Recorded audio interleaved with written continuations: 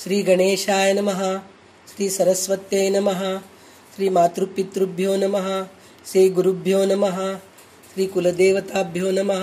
ओम श्री परमात्मने नमः. आपल्या दासबोधाचा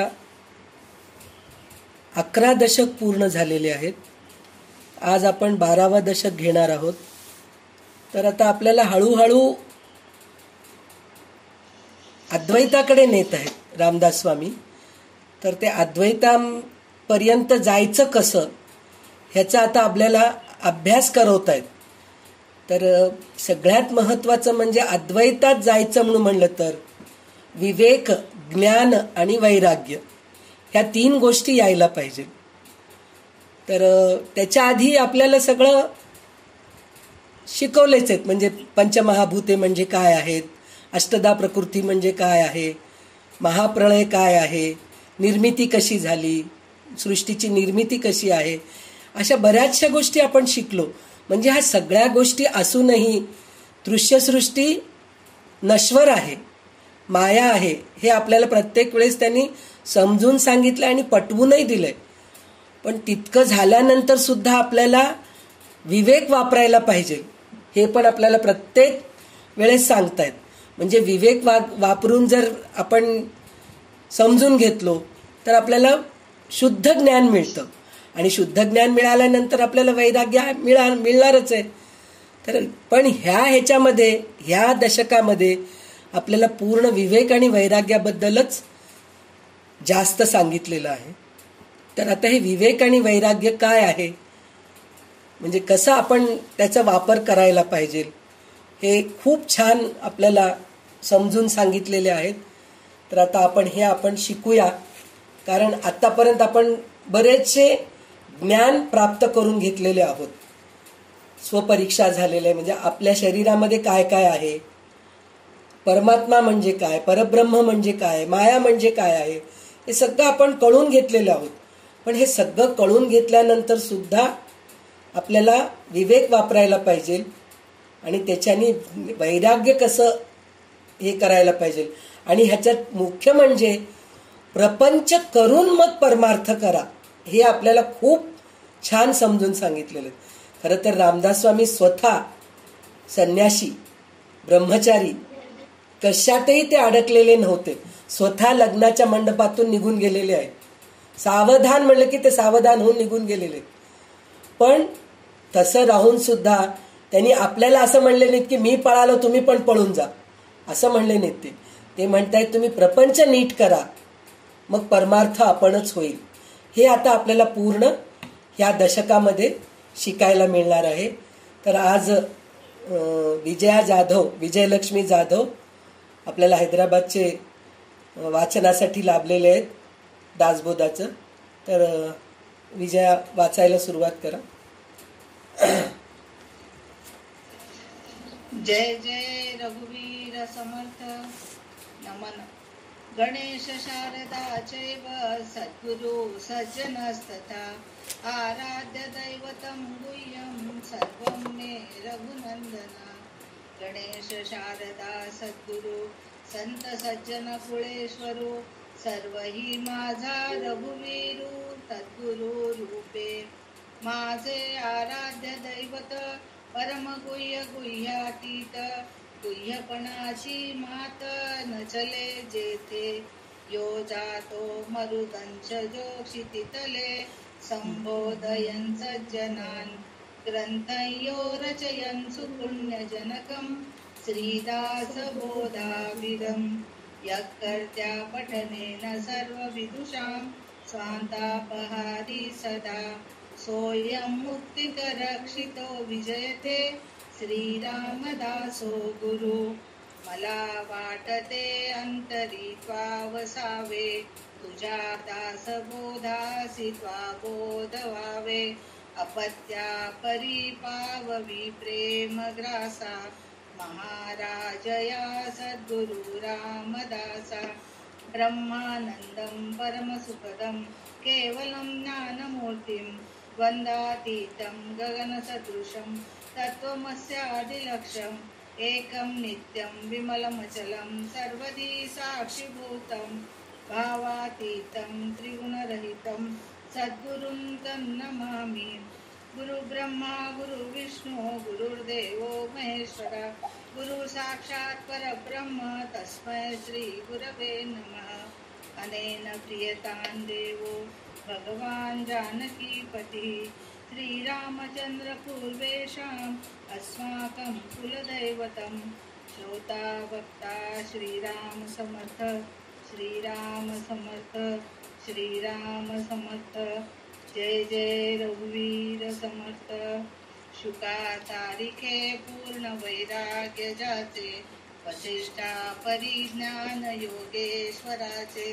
कवी वाल्मिका सारिखा मान्य ऐसा नमस्कार माझा सद्गुरु रामदासा। जय जय रघुवीर समर्थ। दशक 12वा विवेक वैराग्य। समास पहिला विमळ लक्षण। आधी प्रपंच करावा नेटका मग घ्यावे परमार्थ विवेका। येथे आळस करू नका विवेकी हो श्रीराम।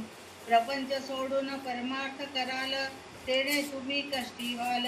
प्रपंच परमार्थ चालवाल तरी तुम्ही विवेकी श्रीराम। प्रपंच सोडून परमार्थ केला तरी अन्न मिळेना खायला। मग तया करण त्याला परमार्थ कैचा श्रीराम। परमार्थ सांडून प्रपंच करीसी तरी तू यमयातना भोगीसी। अंती परम कष्टी होसी यमयातना भोगिता श्रीराम। साहेब कामास नाही गेला गृहीत सुरवाडोन बैसला तरी साहेब कुटील तयाला पाहती लोक श्रीराम। तेव्हा महत्वाची गेले दुर्जनाचे हासे झाले। दुःख उदंड भोगिले आपुल्या जीवे श्रीराम। तैसेची होणार अंती म्हणून भजावे भगवंती। परमार्थाची प्रचिती रोकडी घ्यावी श्रीराम। संसारी असता मुक्त तोची जाणावा संयुक्त। अखंड पाहे युक्तायुक्त विचारणा हे श्रीराम। प्रपंची तो सावधान तो परमार्थ करील जाण। प्रपंची जो अप्रमाण तो परमार्थी खोटा श्रीराम। म्हणून सावधानपणे प्रपंच परमार्थ चालवणे ऐसे न करिता भोगणे नाना दुःखे श्रीराम। पर्णाळी पाहोन उचले जीवसृष्टी विवेके चाले आणि पुरुष होऊन भ्रमले यासी काय म्हणावे श्रीराम। म्हणून असावी दीर्घ सूचना अखंडी करावी चालना। पुढील होणार अनुमान आणून सोडावे श्रीराम। सुखी असतो खबरदार दुःखी होतो बेखबर ऐसा हा लौकिक विचार दिसतची आहे श्रीराम। म्हणून सर्व सावधान धन्य तयाचे महिमान जदी राखे समाधान तोची एक श्रीराम। चाळणेचा आळस केला तरी अवचिता पडेल घाला ते वेळे सावरायाला अवकाश कैचा श्रीराम। म्हणून दीर्घ सूचनेचे लोक त्यांचा पहावा विवेक। लोकाकरिता लोक शहाणे होती श्रीराम। परी ते शहाणे ओळखावे गुणवंताचे गुण घ्यावे। अवगुण देखून सांडावे जनामध्ये श्रीराम। मनुष्य पारखू राहेना आणि कोणाचे मन तोडीना। मनुष्य मात्र अनुमाना आणून पाहे श्रीराम। दिसे सकाळास सारिका पाहता विवेकी नेटका। कामी निकामी लोका बरे पाहे श्रीराम। जाणून पाहिजे सर्व हेची तयाचे अपूर्व। ज्याचे त्यापरी गौरव राखो जाणे श्रीराम। इति श्रीदास बोले गुरु शिष्य संवादे विमळ लक्षण नाम समास पहिला। श्रीराम समर्थ श्रीराम। तर इथं पहिला आपल्याला सांगितले ना, ह्या दशकामध्ये आपल्याला विवेक आणि वैराग्याबद्दलच जास्त सांगितलेलं आहे।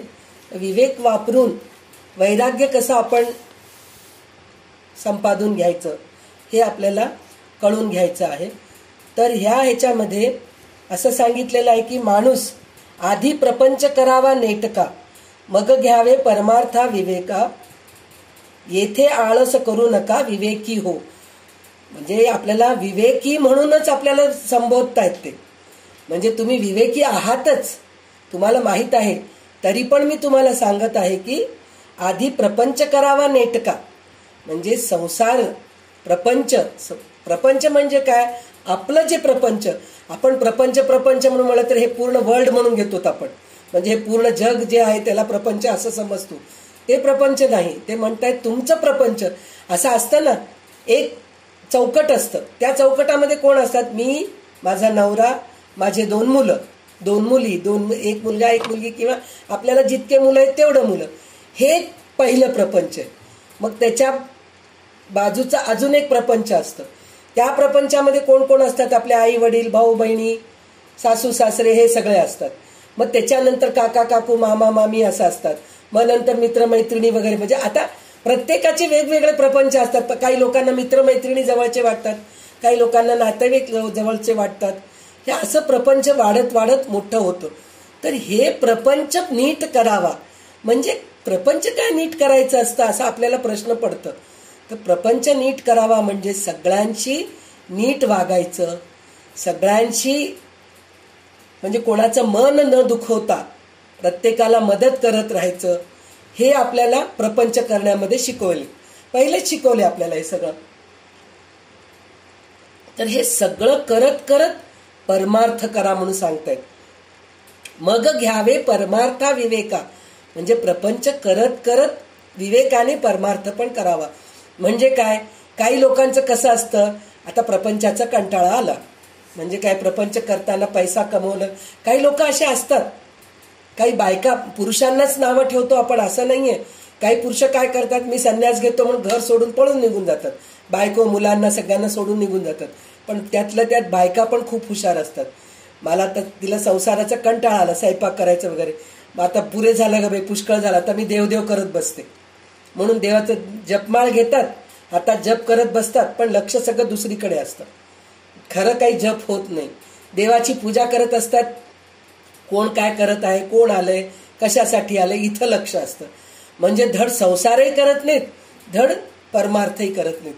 खरं तर पहिले प्रपंच नीट करावं. आता म्हणतो नाही हो, आम्हाला वेळ मिळत नाहीये, मला नातवाला सांभाळावं लागतं, घरी माझ्या नवऱ्याला बरं नसतं, माझी सून नोकरी करती, मला माझ्या मुलीकडे जाऊन राहावं लागतं, माझ्या मुलीला नोकरी आहे, तिच्या मुलांना सांभाळावं लागतं. खरं आहे, ते सगळं करावंच लागतं आपल्याला, कर्तव्यच आहे आपल्याला, ते करणं जरुरी आहे. पण म्हणून परमार्थ करू नका असं म्हणलेलं नाहीये. म्हणजे काय म्हणाले इथं नंतरच्या ह्याच्यात ते सांगितलेले आहेत ना, काय म्हणालेले आहेत की तुम्ही जर परमार्थ न करता जर संसार करू लागलात नुसतं, तर यमयातना भोगावे लागतील तुम्हाला. म्हणजे देवाचं तुम्ही काहीच करत नाहीयेत, तर मग तुमचं कर्म काय होऊ लागले, काही चांगले कर्म होत नाहीयेत, नुसतं कर्तव्य कर्म होत आहे, पण नित्य कर्म, नैमित्तिक कर्म, जे देवधर्म करायचंय ते सगळ्या गोष्टी होत नाहीयेत. म्हणजे ते चुकीचं आहे. किंवा असं केलात तुम्ही की परमार्थच करत बसलात, घराकडे बिलकुल लक्ष देत नाहीयेत, तर मग घरात काही किंमत राहत नाही. आपले मुलं आपल्याला विचारत नाहीत, म्हणतात तू देवदेव करत बसलीस, तेच करत बस, तुला जेवायला कुठून मिळणार आहे, मग दुर्लक्ष करतात ते आपल्याकडे सुद्धा. तर तसं न करता दोन्हीकडे लक्ष द्यायला पाहिजे, हे आपल्याला नीट समजून सांगितलेले. आणि त्यातलं त्यात त्यांनी अजून एक उदाहरण असं दिलेलं आहे, झाडावरच्या पानावर ते किडे असतात, असे हिरवे किडे असतात पहा, ते हिरवे किडे सुद्धा ह्या पानावरून दुसऱ्या पानावर जायचे किंवा ह्या फांदीवरून दुसऱ्या फांदीवर जायचे, तर समोरच्या पानाचं किंवा समोरच्या फांदीचं आधार पहिले घेतात, मग नंतर ते मागचं पाऊल पुढे टाकतात. तर तेवढीशा किड्याला कळतं की आपण जर ते पान सोडलो तर आपण खाली गळून पडतो, हे ते तेवढ्या किड्याला कळतं. म्हणजे त्याला विवेक आहे, तर आपल्याला नाही आहे का, आपण ते विवेक वापरू नये का, विवेक वापरूनच आपण हे करायला पाहिजे. म्हणजे कोणत्या वेळेला आपल्याला परमार्थ करायचे, कोणत्या वेळेला आपल्याला प्रपंच करायचे, हे आपण वेळ ठरवून करायला पाहिजे. मी 24 तास प्रपंचच करते, मी 24 तास परमार्थच करते, ते चालत नाही. किंवा प्रपंच चालू असताना, म्हणजे आता स्वयंपाकाची वेळ झालेली आहे, स्वयंपाक करायचे, आपल्याला सुनेला काही मदत करायचे, भाजी बिजी चिरून द्यायचे, नाही जमत आपल्याला, आता वयमान झालेलं आहे, स्वयंपाक करणं जमत नाही आपल्याला, कपडे धुणं जमत नाही, तर आपण असं काहीतरी करावं की ते नाही जमलं बा, कपडे धुणं मला जमत नाहीये, वाळलेले कपडे घडी घालणं तर मला जमतंय, किंवा मला ते काढणंही जमत नाही, तारेवरून मला कपडे काढणंही जमत नाही, आणून माझ्या समोर ठेव ग, बसल्या बसल्या मी घडी घालून ठेवते, दे इकडं, भाजी निवडून देते, पालक निवडून देते बसल्या बसल्या मी, दे इकडे दे, असं म्हणून आपण जर करत गेलो तर ते सुनेलाही बरं वाटतं आणि आपलं प्रपंचही चांगला होतो. आणि ते झाल्यानंतर सून आपली कामाला गेलेली, आपण आपल्याला वेळ भरपूर आहे, आपल्याला दुसरं कामच काय, आपण कुठं बाहेर जातो का, कोणाशी गप्पे मारायला जातो का, नाही जात. मग त्यावेळेस आपण टीव्ही बघत बसण्यापेक्षा, मोबाईल बघत बसण्यापेक्षा त्यावेळेस चांगले ग्रंथ वाचत बसणं, किंवा त्यावेळेस जप करणं, नामजप करणं, किंवा त्यावेळेस आपण पूजा करणं. जर समजा सूनबाई स्वयंपाक करत आहे आणि तिला 9 वाजता निघून जायचंय, मी 8 वाजता बसून मी पूजा ठण ठण ठण ठण घंटी वाजवत, जोरजोराने मी स्तोत्र म्हणत, जोरजोराने मंत्र म्हणत जर मी पूजा करत बसलो, त्यात त्या सुनेला किती कंटाळवाणा येत असेल, राग येत असेल. सासूबाई तर मला मदत करतच नाहीत, वरतून पुन्हा आम्हाला डिस्टर्ब करतायत, बोलू देत नाहीत, देवाचं करू लागले, तुमचा आवाज हे उलाले, असं डिस्टर्ब उलाले म्हणून आम्हाला त्रास द्यायला लागलेत. तर ह्या सगळ्या गोष्टी, ह्याला विवेक म्हणतात. म्हणजे मी हे सिंपल, म्हणजे एकदम साधारण उदाहरण देतीये, कारण आपण सगळे प्रपंचातच आहोत. आणि ह्यात बहुतेक करून आपण या ग्रुपमध्ये ऐकणारे बहुतेक बायका आहे, म्हणून मी बायकांचंच उदाहरण देऊन सांगतेय. तर हे बायकांसाठीच नाहीये, सगळ्यांसाठीच आहे. पुरुषही तसं न वागता ते सुद्धा असे कामं करू शकतात. दे ग, मी जाऊन भाजी घेऊन येतो, दे, मग काही चूक काही नाहीये. भाजी निवडणं म्हणलं तर साधं कोथिंबीर निवडा, पालक निवडा, अशा गोष्टी करू शकतात, पुरुष सुद्धा करू शकतात. पण तिथं पुरुषप्रधान हे आहे ना आपलं समाज, मी कशाला करू, मला काय अडलंय, मग काय उपयोग काय तुमचं. म्हणजे घरी राहिल्यानंतर माणूस एकमेकाला उपयोगाला यायला पाहिजे, असं काहीतरी आपण करू शकतो, ह्याचा आपण प्रयत्न करायला पाहिजे. म्हणजे प्रपंच करणं म्हणजे काय, एकमेकाला मदत करणं, एकमेकांचे मन सांभाळणं, ह्याला प्रपंच करणं म्हणतात. हे करून जर आपण परमार्थ केलो तर भगवंत सुद्धा आपल्यावर ते प्रसन्न होतात. कारण काय, भगवंत पण म्हणतात तुम्ही संसार सोडून माझ्याकडे या, असं कोणीही म्हणलेलं नाहीये. सोड रे तुझं संसार सोड, बायकोला सोड, मुलं बाळांना सोड. कोणतेही आश्रमामध्ये गुरुजी गेल्यानंतर पहिले विचारतात, मला संन्यास आश्रम घ्यायचंय म्हणून जर म्हणलं तर पहिले काय विचारतात ते, तू तुझ्या घरच्यांना विचारून आलास का, तुझ्या मुलाबाळांना विचारून आलास का, तुझ्या आईवडिलांना विचारून आलास का, तुझ्या बायको पोरांना विचारून आलास का, तुझ्या, म्हणजे पुरुषांनाही तसंच विचारतात, बायकांनाही तसंच विचारतात. तर म्हणूनच रामदास स्वामी आपल्याला इथं सांगितलेलं आहे की पहिले प्रपंच करा, मग परमार्थ करा. असे लोक कसे दिसतात, जे प्रपंच करून परमार्थ जे करणारे असतात की नाही, ते लोक परमार्थ केलेले दिसतच नाही. म्हणजे सतत जपमाळ हातात घेऊन बसले किंवा सतत हातात ग्रंथ घेऊन बसले असं नसतं. त्यांची वेळ ठरलेली असते. उलट ते लपून करतात. लपून करतात म्हणजे काय, कोणी सगळेजणी उठायच्या अगोदर त्यांचं देवधर्म होऊन जातं, सगळेजणी उठायच्या अगोदर सगळ्यांचं वाचन होऊन जातं, ग्रंथ वाचन होऊन जातं, सगळं त्यांचं नाम जप होऊन जातं, आंघोळ होऊन जातं, सगळं होऊन जातं. पुन्हा दिवसभर 4 मित्रांबरोबर बोलत बसतात, घरचे कामं करतात, मुलाबाळांना सांभाळतात, हे सगळ्या गोष्टी करतात. लोकांना आश्चर्य वाटतं, हा माणूस परमार्थ करतो की नाही असं वाटतं, पण त्यांचं तसं नसतं. पुन्हा रात्री झोपायच्या वेळेस पुन्हा त्यांचं बरोबर रात्री झोपायच्या आधी ग्रंथ वाचन, नामजप, स्तोत्र पठण, गीता वाचन हे सगळं करून परत रात्री झोपतात. म्हणजे हे लोक 4 चौघांमध्ये बघायला कसे दिसतात, साधारणच दिसतात. लोक परमार्थ करतात का असं दिसतात, पण प्रत्यक्षात बघितलं तर त्यांच्या एवढं परमार्थ कोणी करत नसतात. म्हणजे लोकांना दिसत असतं प्रपंच करतायत म्हणून, पण प्रत्यक्षात बघायला गेलं तर ते खरं तर परमार्थच करत असतात. तर ह्या आपल्याला समासामध्ये विवेक आणि वैराग्य हे आपल्याला सांगितलेलं आहे. म्हणजे इथं विवेक कसं वापरायचं हे आपल्याला शिकवलेलं आहे. तर आता ह्याच्या पुढचं दुसरा समास घे वाचायला, मग आपण हे करू.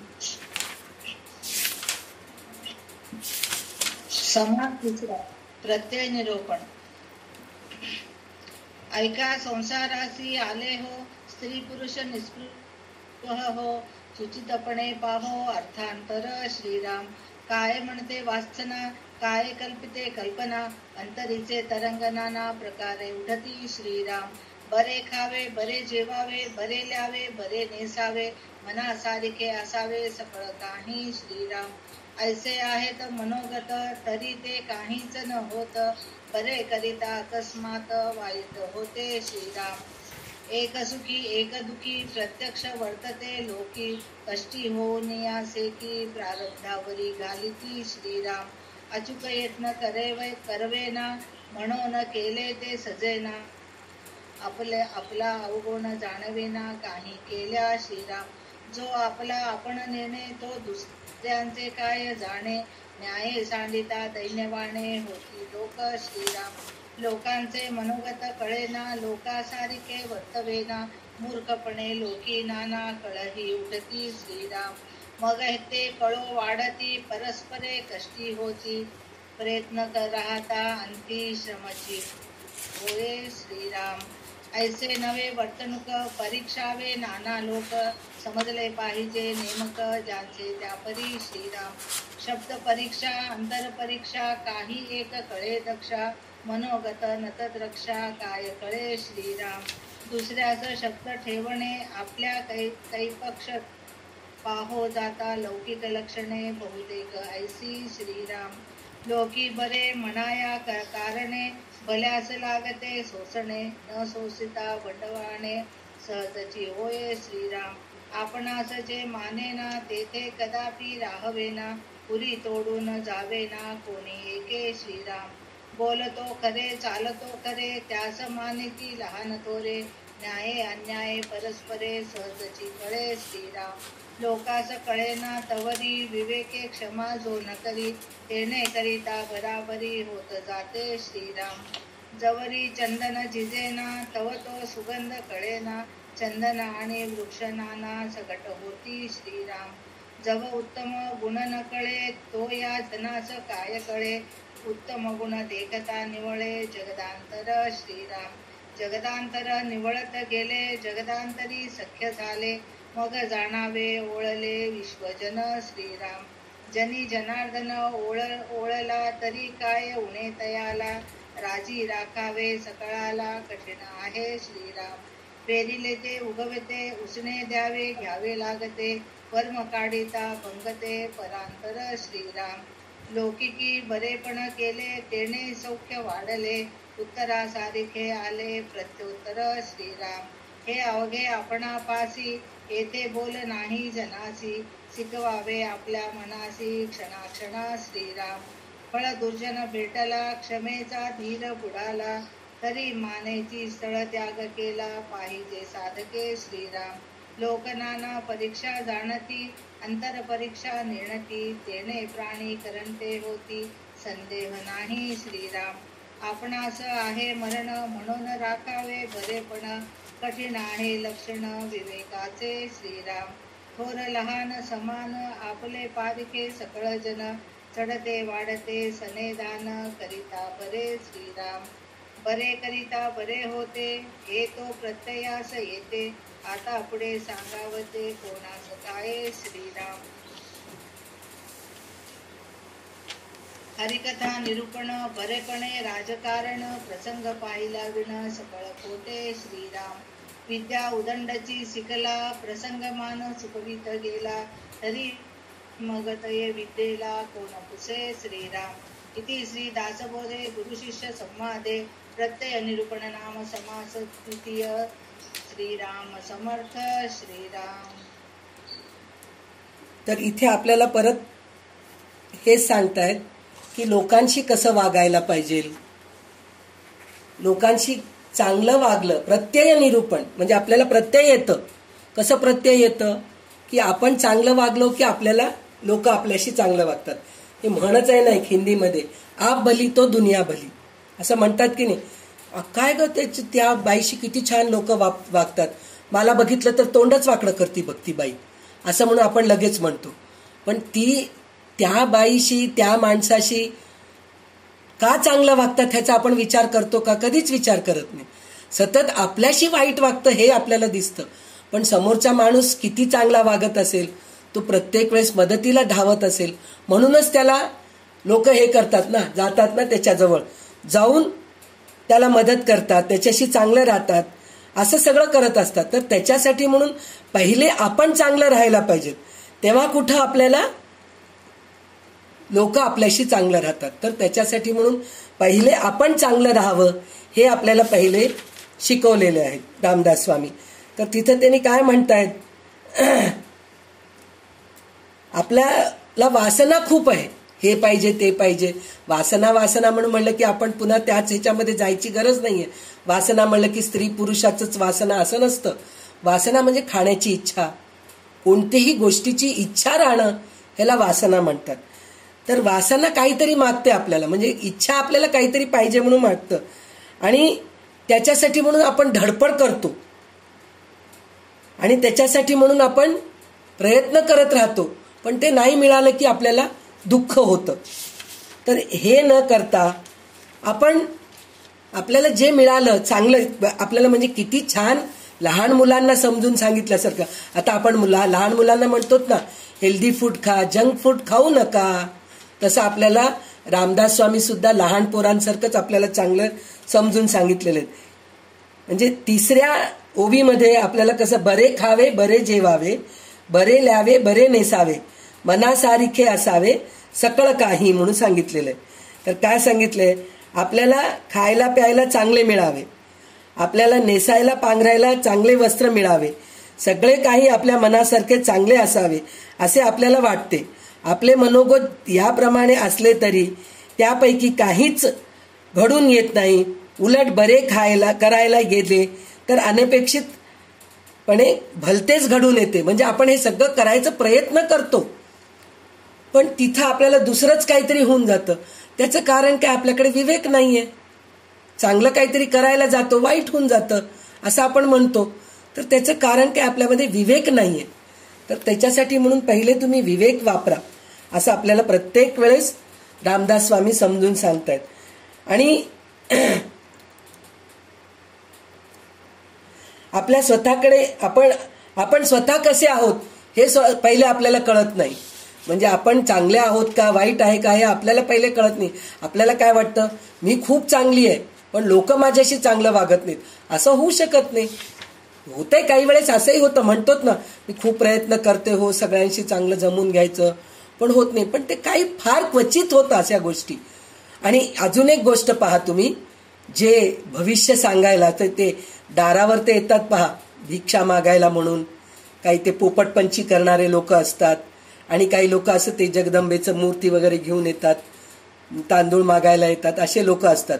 तर ते लोक आल्या आल्या दारापाशी काय म्हणतात, बाई तू खूप छान करतीस ग, पण तुझी किंमत नाहीये घरामध्ये कोणाला, तुझ्यासारखे कोणीच चांगले नाही, तू खूप छान आहेस पण तुझ्याशी कोणी चांगलं वागत नाही, असं म्हणलं की आपण तिच्यावर ते हे होऊन जातो, वितळून जातो.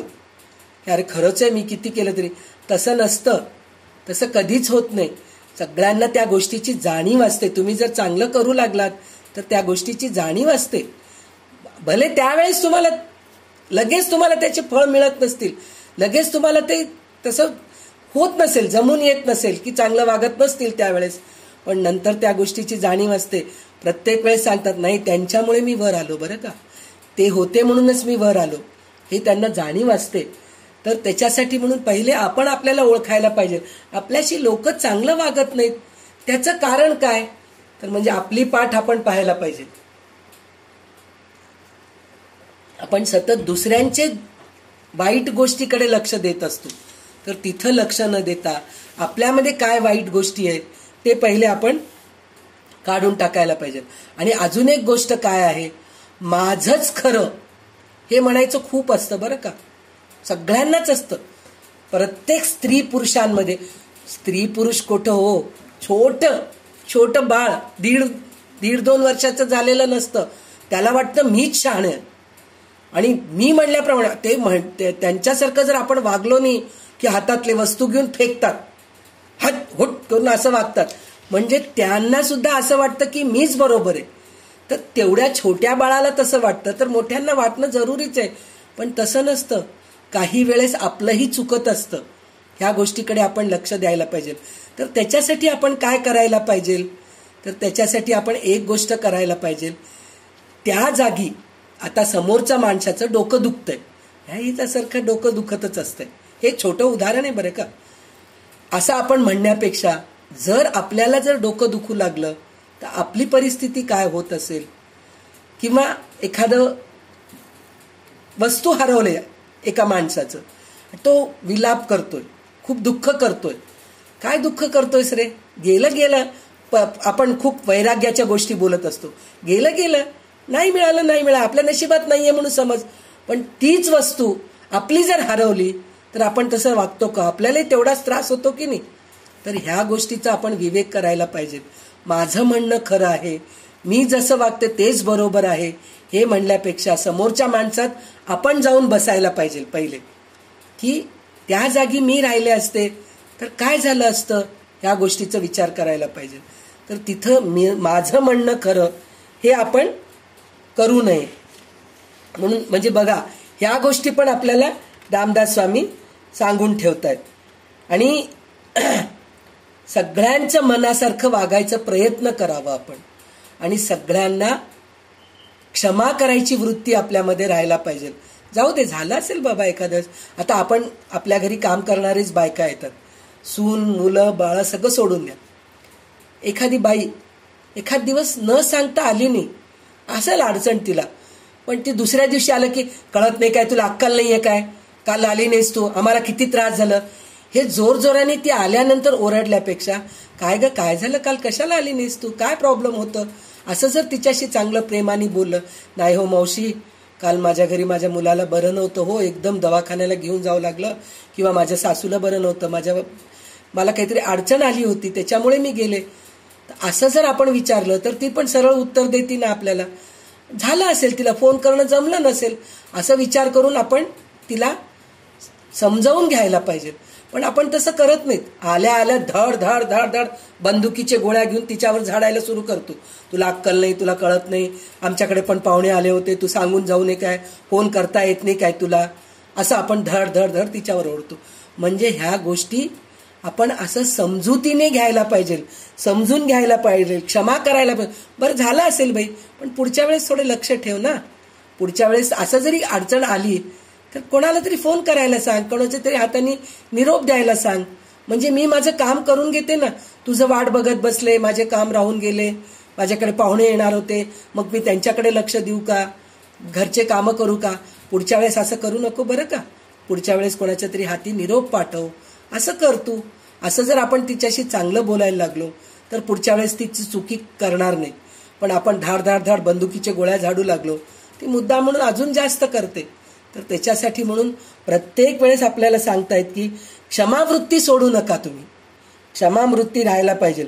आणि सगळ्यात महत्वाचं गोष्ट, एक गोष्ट सांगितलेले आहेत 25व्या ओवीमध्ये सांगितलेत, लोक नाना परीक्षा जाणती, अंतरपरीक्षा नेणती, तेने प्राणी करंटे होती संदेह नाही म्हणून सांगितले.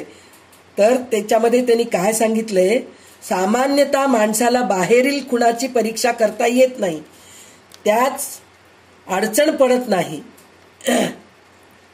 पण माणसाच्या अंतरंगाची परीक्षा करता आली पाहिजे, ती पुष्कळांना करता येत नाही. त्यामुळे माणसे भाग्यवान होत नाहीत, यात शंका नाही म्हणून सांगितलेलं आहे. आणि नंतर 26व्या ओवीमध्ये काय सांगितलंय, आपणास आहे मरण म्हणून राखावे बरेपण, कठीण आहे लक्षण विवेकाचे.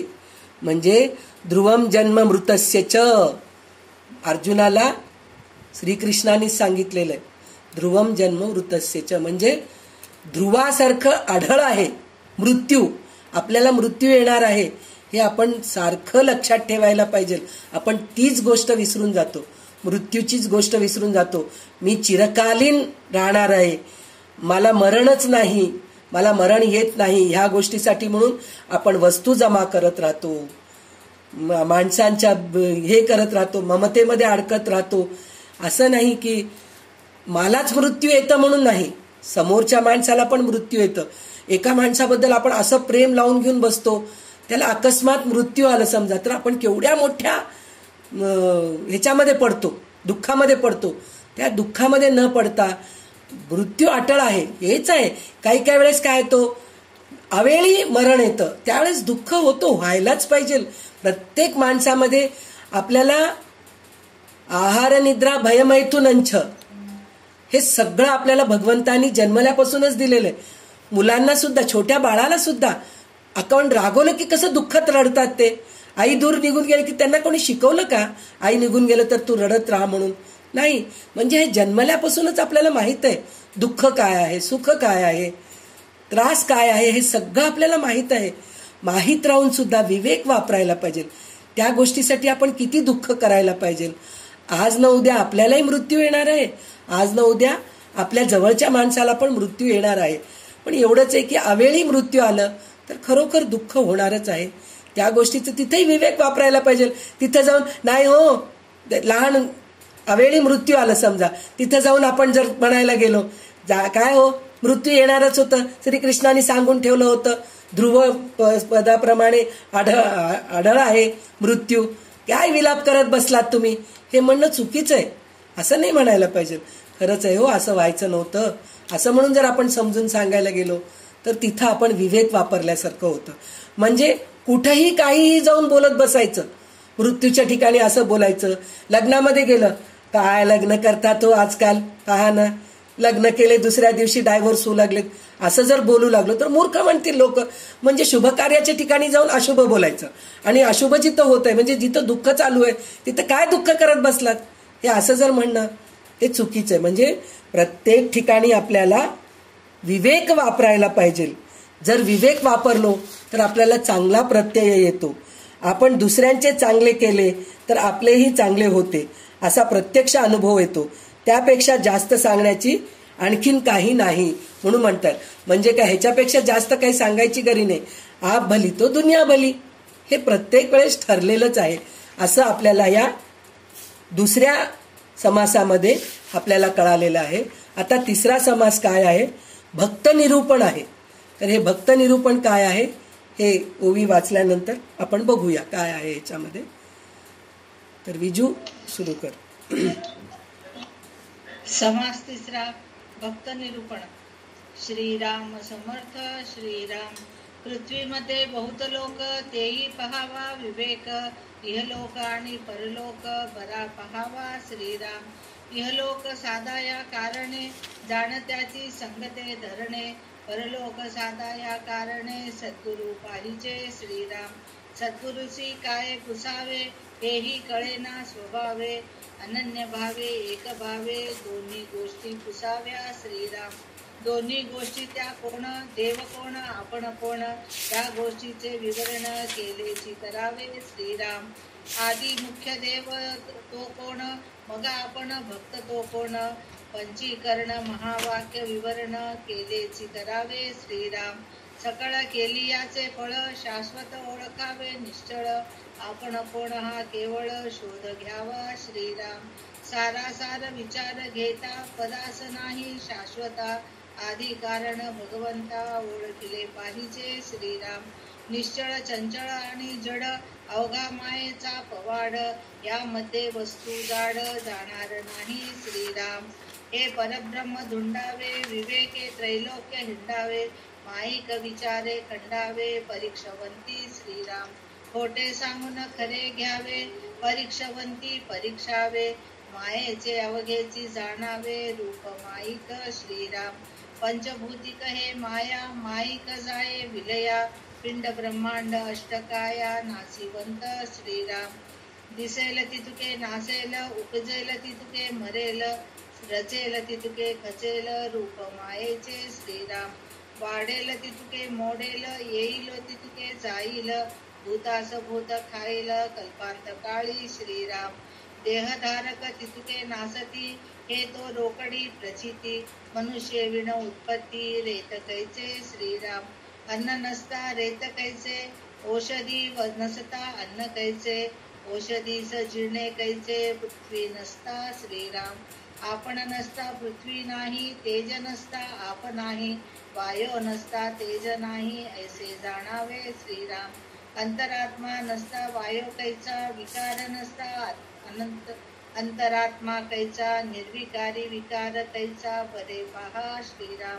पृथ्वी नाही आप नाही तेज नाही वायो नाही अंतरात्मा विकार नाही निर्विकारी श्रीराम. निर्विकार जे निर्गुण त्याची शाश्वताची कोण अष्टधा प्रकृती संपूर्ण नाशिवंत श्रीराम. नाशिवंत समजून पाहिले तो ते असताची नसते झाले सारा सारे कळो आले समाधान श्रीराम. विवेके पाहिला विचार मनास आले सारा सार येणे करिता विचार सदृढ झाला श्रीराम. शाश्वत देव तो निर्गुण ऐसी अंतरी बाणली कोण देव कळला मी कोण कळले पाहिजे श्रीराम. मी कोण पाहिजे कळले देह तत्व तितके शोधिले मनोवृत्तीचा ठाई आले मी तू पण श्रीराम. सकळ देहाचा शोध घेता मी पण दिसेना पाहता मी तू पण हे तत्वता तत्वी मावळले श्रीराम. दृश्य पदार्थाची ओसरे तत्वे तत्व तेव्हाच रे मी तू पण हे कैसे उरे तत्वता वस्तू श्रीराम. पंचीकरण तत्व विवरण महावाक्य वस्तू आपण निसंगपणे निवेदन केले पाहिजे श्रीराम. देवा भक्तांचे मूळ शोधन पाहता सकळ उपाधी वेगळा केवळ निरोपाधी आत्मा श्रीराम. मी पण ते बुडाले विवेके वेगळे पण गेले निवृत्ती पदास प्राप्त झाले उन्मती पद श्रीराम. विज्ञानी राहिले ज्ञान ध्येय राहिले ध्यान सकळ काही कार्याकारण पाहून सांगिले श्रीराम. जन्म मरणाचे चुकले पाप अवघेची बुडाले यमयातनेचे झाले निसंतान श्रीराम. निर्बंध अवघाची तुटला विचारे मोक्ष प्राप्त झाला जन्म सार्थकची वाट सकळ काही श्रीराम. नाना किंत निवारले धोके अवघेची तुटले ज्ञान विवेके पावन झाले बहुत लोक श्रीराम. पतित पावनाचे दास तेही पावन करती जगास ऐसी हे प्रचित मनास बहुतांच्या आली श्रीराम. किती श्री दासबोधे गुरु शिष्य संवादे भक्त निरूपण नाम समास तृतीय श्रीराम समर्थ श्रीराम.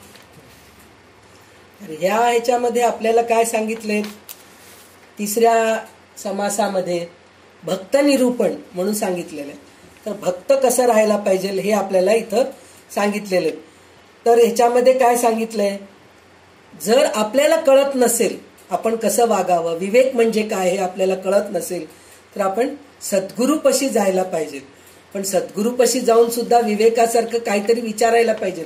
जाऊन सद्गुरूला जाऊन माझ्या मुलीचं लग्न होत नाहीये माझ्याजवळ पैसा नाहीये माझ्याजवळ बंगला नाही मला गाडी घेण्यासाठी मी पैसा कसा निर्माण करू ह्या गोष्टीसाठी नाही. परमार्थ काय आहे देव काय आहे मी कोण आहे हे विचारण्यासाठी म्हणून तुम्ही सद्गुरूपाशी जा पहिले. ते असं त्या गोष्टी सांगितलेल्या आहेत. तर त्याच्यामध्ये त्यांनी काय सांगितले शाश्वत व निश्चळ परब्रह्म ओळखणे हेच सर्व परमार्थ केल्याचे फळ आहे. केवळ शुद्ध मी कोण आहे याचा शोध घ्यावा तो भक्त आहे असं म्हणून सांगतायत ते. तर त्याच्यानंतर ते काय म्हणतायत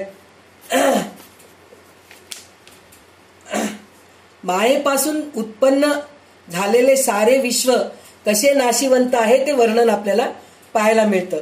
कसं सांगितलेलं आहे त्यांनी तर जे जे निर्माण झाले ते सगळं नष्ट होणार आहेत.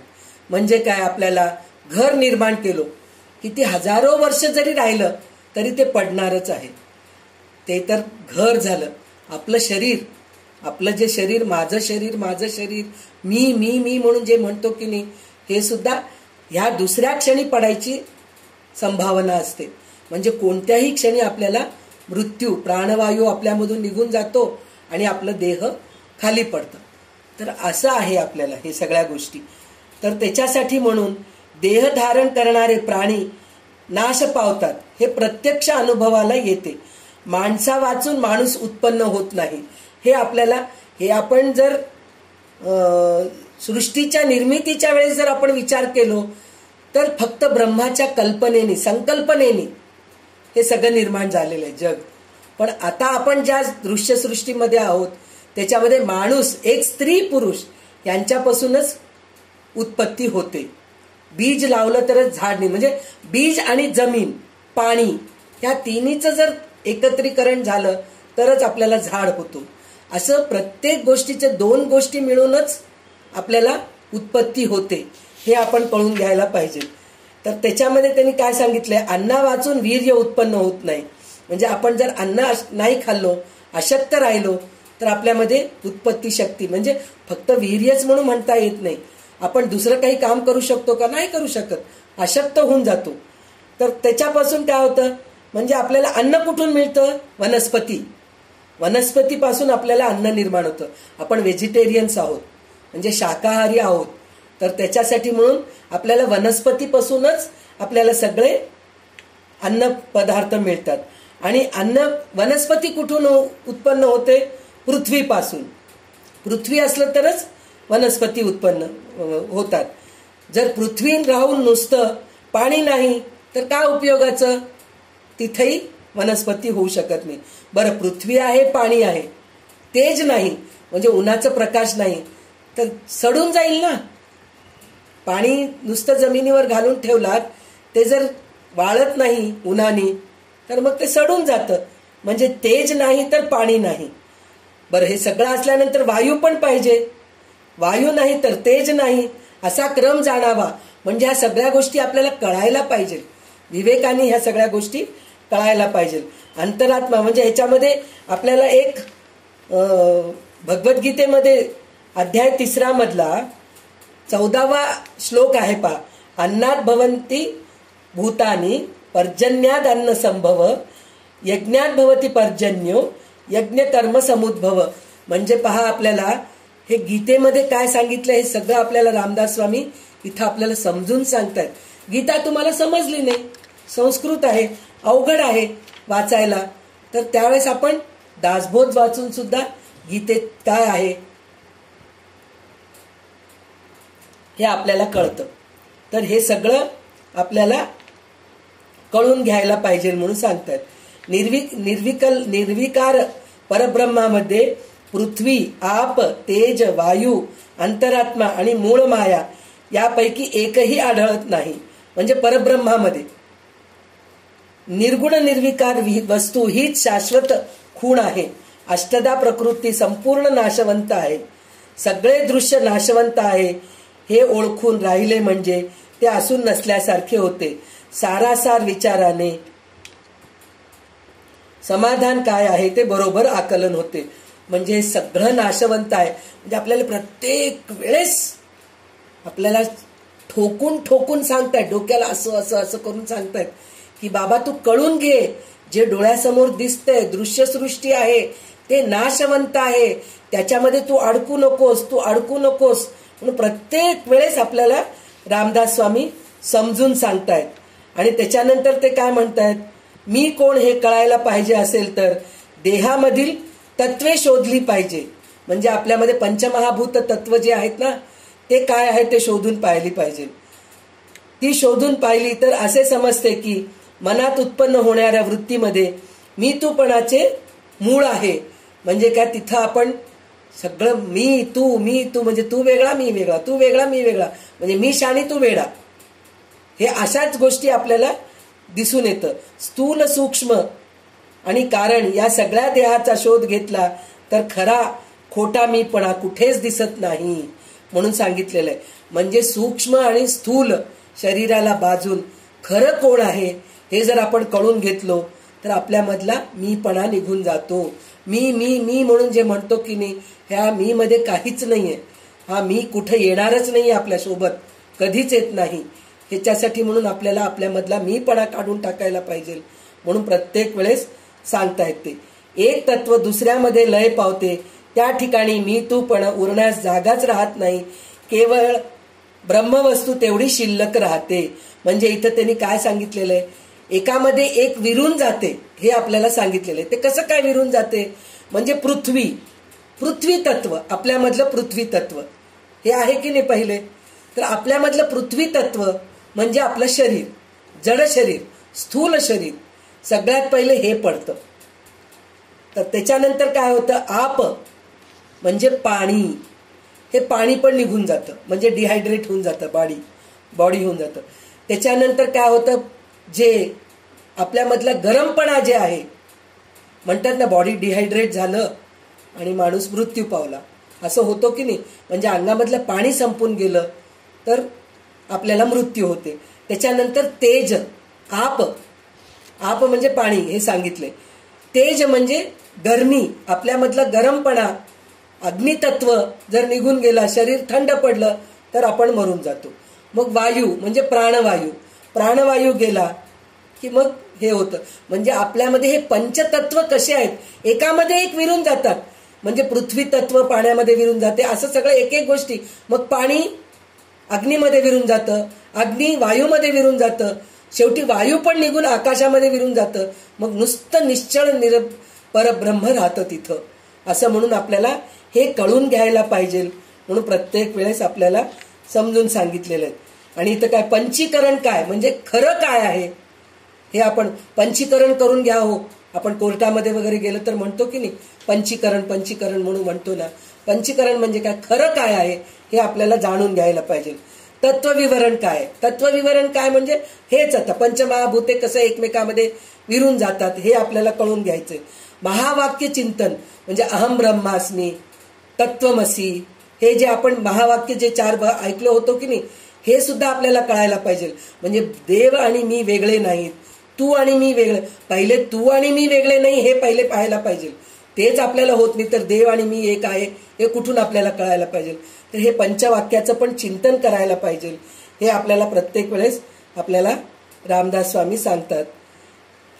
अशा रीतीने मी पण नाहीसे झाले, आत्मानात्म विवेकाने वेगळे पण नाहीसे झाले, म्हणजे वृत्तीरहित अवस्था येऊन उन्मनी पद प्राप्त होते. म्हणजे उन्मनी पद म्हणजे आपण वरच्या स्थितीला जातो. ज्ञानाचे रूपांतर विज्ञानात होते, ध्यान ध्येयमय होते, कार्यकारण भावामध्ये अंतर्भूत होणारे सारे द्वैतमय दृश्य बाजूला सरले जाते. जन्ममरणाचे चक्र संपते. म्हणजे पुनरपि जननम पुनरपि मरणम ही स्थिती आपल्याला राहत नाही. सगळे पाप विलयास जाते, यमयातनेतून सुटका होते म्हणून सांगितलेलं आहे आपल्याला. तर हे यमयातनेतून सुटका होते म्हणजे काय, परत परत आपण जन्म मृत्यूच्या चक्रामध्ये अडकत नाहीत असं आपल्याला रामदास स्वामी प्रत्येक वेळेस सांगितलेलं आहे. आणि सर्व प्रकारची बंधने तुटतात, ब्रह्मविचाराने मोक्ष प्राप्त होते आणि जन्माचे संपूर्ण सार्थक झाले असे वाटते. नाना प्रकारचे नाही संशय नाहीसे होते. म्हणजे ज्ञान मिळालं सद्गुरूकडे जाऊन, विवेक वापरून जर आपण ज्ञान संपादन केलो तर वैराग्य प्राप्त होते. आणि वैराग्य प्राप्त झाल्यानंतर सगळे संशयच निसंशय होऊन जातात.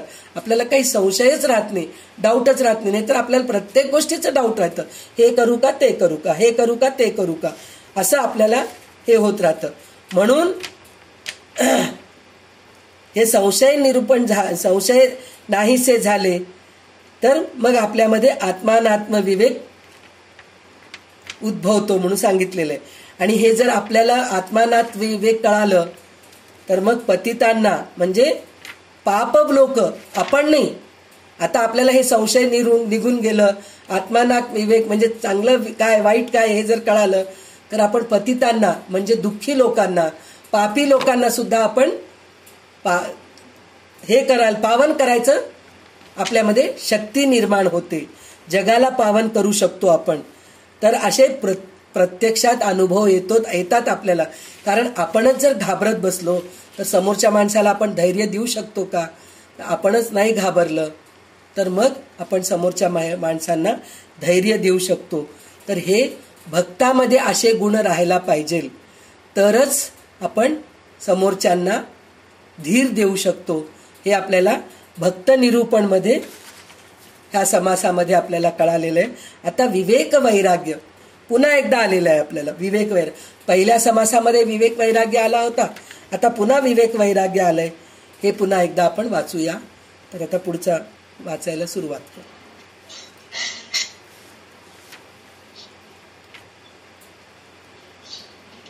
दशक 4 विवेक वैराग्य निरूपण. श्रीराम समर्थ. श्रीराम महद्भाग्य हाताशी आले परी भोगू नाही जाणितले, तैसे वैराग्य उत्पन्न झाले परी विवेक नाही श्रीराम. आदळते आफळते दृष्टी होते दुःखी होते, ऐकते देखते येते वैराग्य तेणे श्रीराम. नाना प्रपंचाच्या ओढी नाना संकटे साकडी, संसार सांडुनी देत धडघडी होय तेणे श्रीराम. तो चिंतेपासून सुटला पराधीनतेपासून पळाला, दुःख त्यागे मोकळा झाला रोगी जैसा श्रीराम. परी तो होऊ नये मोकाट नष्ट भ्रष्ट आणि चाट, सीमाच नाही सैराट गुरु जैसे श्रीराम. विवेके विण वैराग्य केले तरी अविवेके अनर्थी घातले, अवघे व्यर्थची गेले दोहीकडे श्रीराम. ना प्रपंच ना परमार्थ अवघे जाणीची झाले व्यर्थ, अविवेके अनर्थ ऐसा केला श्रीराम. का व्यर्थची ज्ञान बडबडीला परी वैराग्य योग नाही घडला, जैसा कारागृही अडकला पुरुषार्थ सांगे श्रीराम. वैराग्य विण ज्ञान तो व्यर्थची साभिधान, लोभ दंभे ढोळसून कासा विसकेला श्रीराम. श्वान बांधले तरी भुंके तैसा स्वार्थमुळे फिंके, पराधिक देखा न सके स्वाभिमाने श्रीराम. हे एके विण एक येणे उगाच वाढे शोक, आता वैराग्य आणि विवेक योग ऐका श्रीराम.